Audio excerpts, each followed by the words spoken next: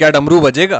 एक बार की बात है, देवताओं के राजा इंद्र ने किसानों से किसी कारण से नाराज होकर 12 वर्षों तक बारिश न करने का निर्णय लेकर किसानों से कहा, अब आप लोग 12 वर्षों तक फसल नहीं ले सकेंगे। सभी किसान चिंतातुर होकर एक साथ इंद्रदेव से वर्षा करवाने के लिए प्रार्थना की।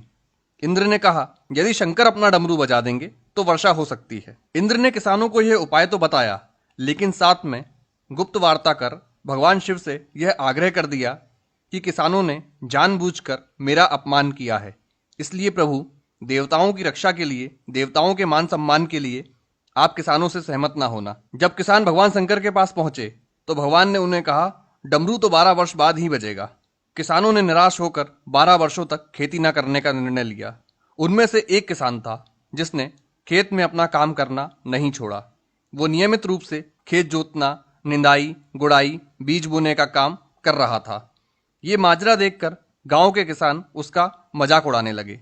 कुछ वर्षों बाद गांव वाले इस परिश्रमी किसान से पूछने लगे, जब आपको पता है कि 12 वर्षों तक वर्षा नहीं होने वाली है, तो अपना समय और ऊर्जा क्यों नष्ट कर रहे हो? उस किसान ने उत्तर दिया, मैं भी जानता हूं कि 12 वर्ष फसल नहीं आने वाली है, लेकिन मैं ये काम अपने अभ्यास के लिए कर रहा हूं, क्योंकि 12 साल कुछ न करके मैं खेती किसानी का काम भूल जाऊंगा।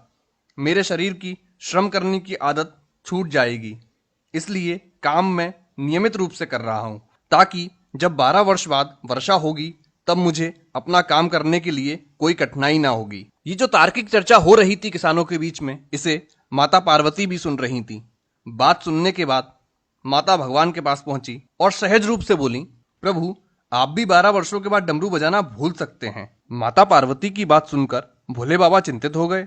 अपना डमरू बज रहा है या नहीं, ये देखने के लिए उन्होंने डमरू उठाया और बजाने का प्रयत्न करने लगे। जैसे ही डमरू बजा, बारिश शुरू हो गई। जो किसान अपने खेत में नियमित रूप से काम कर रहा था, उसके खेत में तो भरपूर फसल आ गई।